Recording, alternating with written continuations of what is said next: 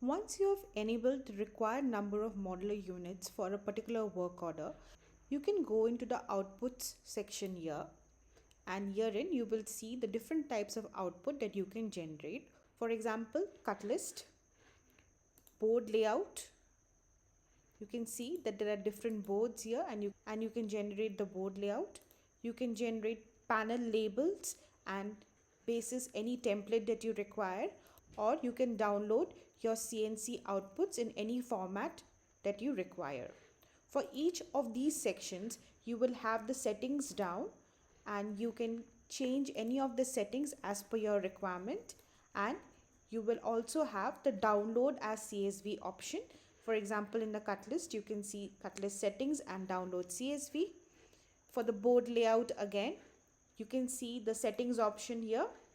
You can set the board dimension, margin, saw width according to your requirement and regenerate the board layout.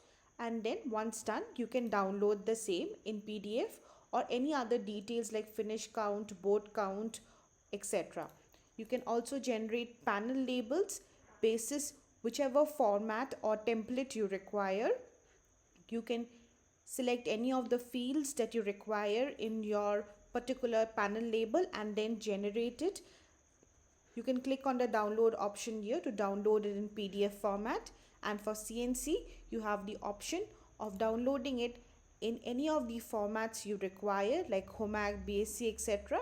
You can select whichever options you want, like you want to include panel drawings, panel labels, etc. You can do the same and you can click on download here. You also have CAM settings option here if you want to make any changes. We have individual videos detailing out the settings of each of these outputs, and you can check the same for further details.